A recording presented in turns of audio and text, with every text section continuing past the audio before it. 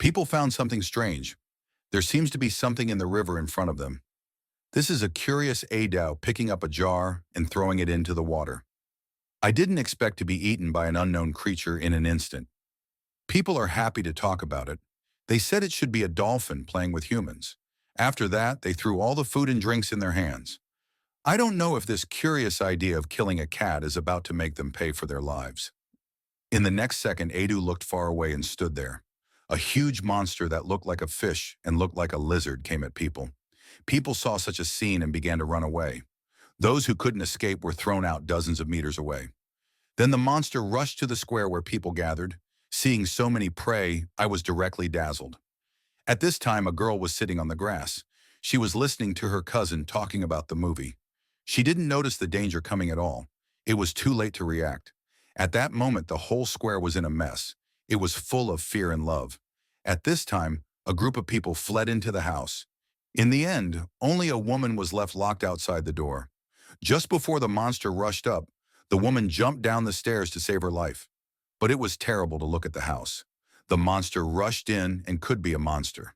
You can pick up food without fear inside, because the door on the other side of the house was locked. The people in the house began to shout desperately through the door. At this time, the woman found that her son was still in the house. Her uncle was eager to ask her for help. In this way, with the help of a Dao and a foreign friend, they finally opened the door and saved the people in the house. Then a foreign friend took a deep breath. He picked up a brick and threw it at the monster. But this had no effect on the monster. So with the help of a Dao and two people, he picked up a stone stool and smashed it at the monster. The monster felt that he had been molested. He rushed over to the two people. At this time, a doe ran into a hole and hit the car. Looking at the foreign friend, he was not so lucky. He was stepped on by the monster and was in danger.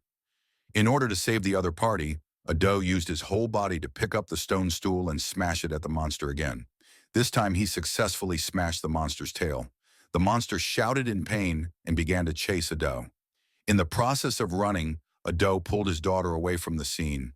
In a state of panic, they fell. After standing up, a Dao touched his daughter's hand and ran a distance. He turned around and found that something was wrong. He was pulling someone else's daughter. A Dao was completely stupid. That is the dramatic scene. He could only watch his daughter being caught by the monster. He only saw the monster jump into the Han River. He grabbed his daughter and swam across the Han River. Then he slowly disappeared into the water. He only left Adu's father in despair, but he could do nothing about it. Adu was still immersed in the sorrow of losing his daughter Xuanshu. At this time, he received a message to evacuate and leave as soon as possible. Then the South Korean military took over here.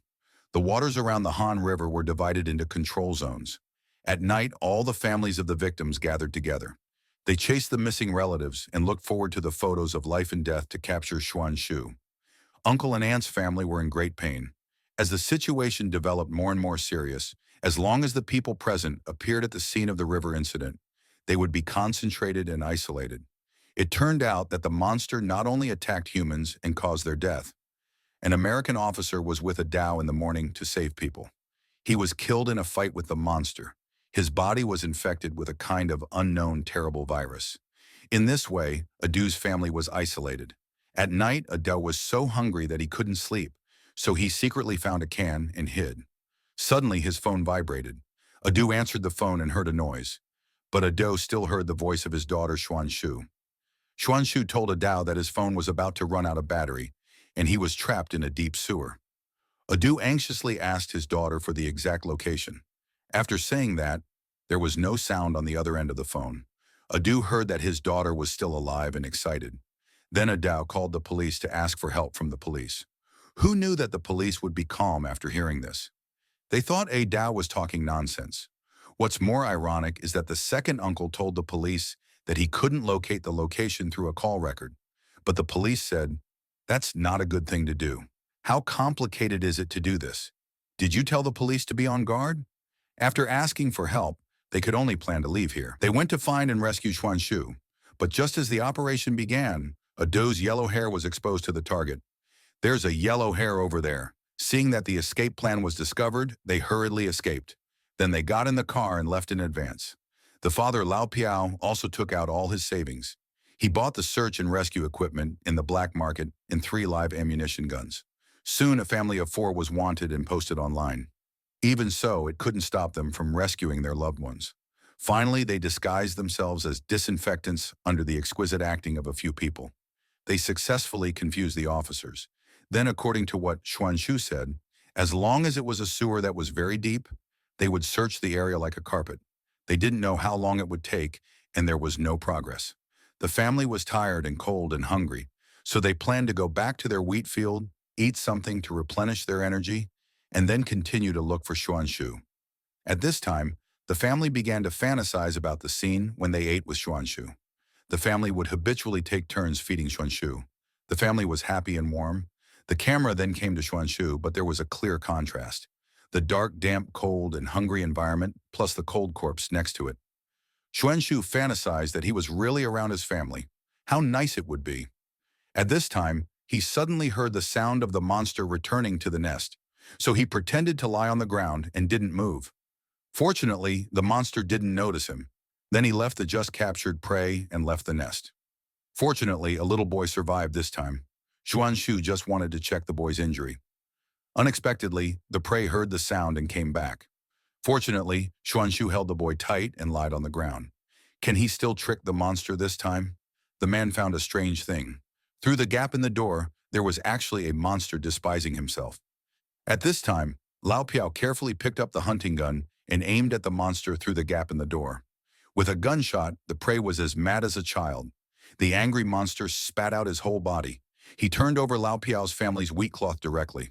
At this time, Lao Piao aimed at the monster and shot it. When Lao Piao and his family broke out of the house, they found the monster lying in front of them. The second son, Nan Yijian, shot the monster directly.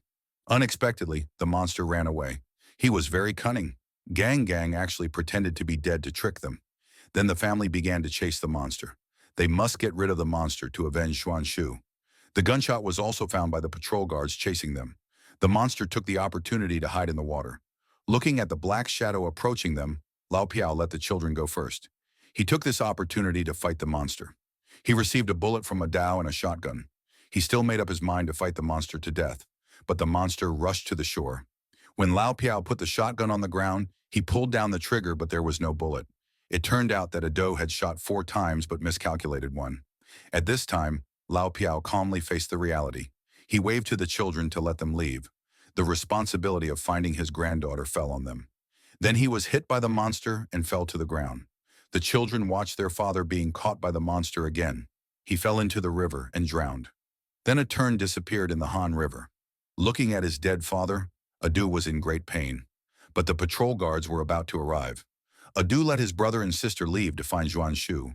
He picked up a piece of newspaper and covered his father's face. He wanted to turn around and leave, but he was reluctant to leave his father. In this way, Adu was still caught. The escaped Nanyi and Nanju were also scattered. Nanyi thought of her college classmate. It was an employee of a communications company. She hoped to locate Xuanshu through her classmate's help. Her classmate agreed to help Nanyi. The two quietly sneaked into the company at night, but they had to search for the authorization code of the group leader before they could visit. In this way, her classmate came to the group leader's office.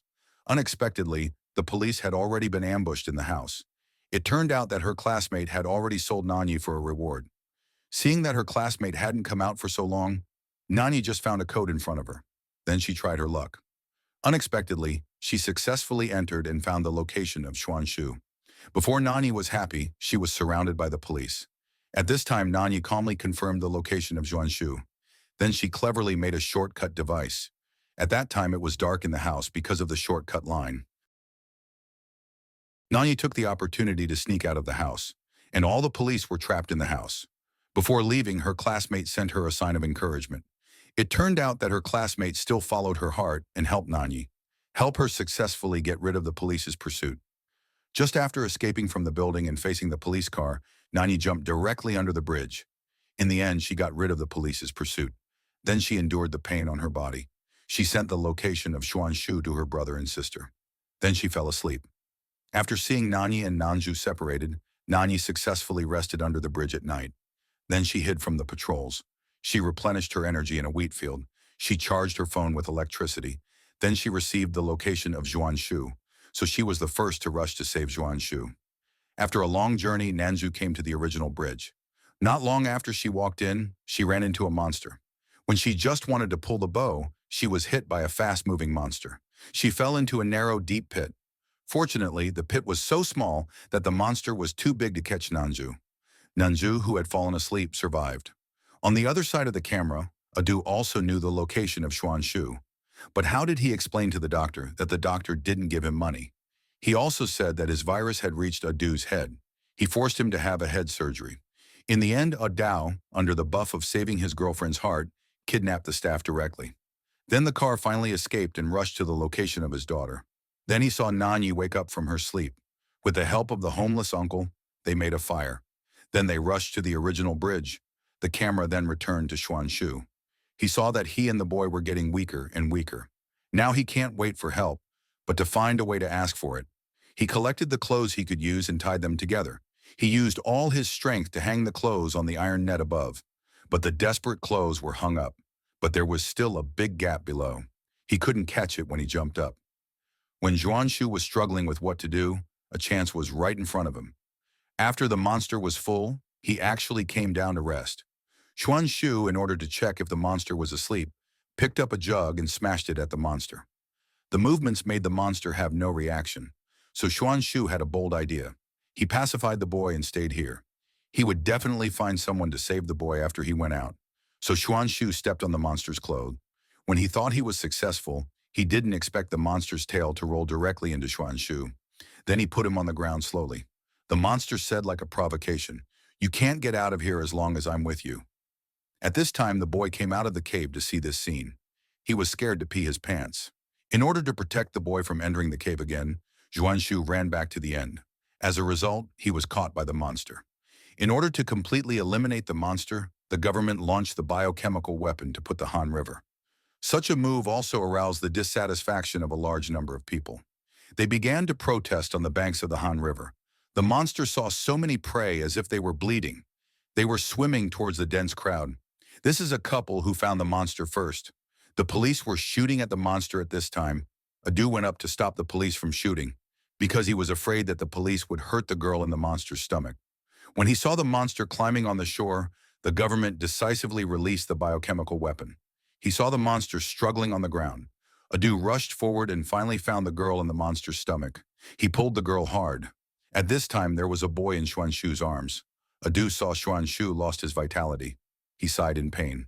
At this time, Adu gradually regained his mind. He must make the murderer who killed his daughter pay for it. Then Nan Yi took the burning bottle and threw it at the monster. He chased the result all the way and was avoided by the monster. At the critical moment, the homeless man stood up. He quietly came to the monster. He poured the burning oil all over the monster. Nan Yi took the opportunity to take the last burning bottle to the monster. As a result, the burning bottle fell behind him. When Nan Yi fainted, this is a wonderful scene. He only saw the male pillar of a professional archery athlete. He used his arrow to stick the flame. The first shot hit the monster's face accurately and accurately. At this time, the monster's whole body was surrounded by flames. The monster cried in pain. At this time, he wanted to leave the world. At this time, the monster looked at the Han River not far away. When he wanted to escape to the water to put out the fire, he was directly intercepted by Adu. Adao used all his strength to pierce the monster's face. At this moment, a father fought for his dead daughter. In the end, the monster finally fell. Adao came to the boy with a weak body. At this time, the boy woke up. In order to protect the boy, the girl lost her life, and the boy's an orphan who has no home to return to. Maybe it's the best arrangement in the world. From then on, the boy lived with Adao. There are a lot of snacks in Adao's love for himself here. They live a simple and happy life together. If you enjoyed this video, don't forget to like, leave a comment down below, and subscribe to the channel for more content like this. Your support means everything and helps the channel grow. Let's hit that next milestone together.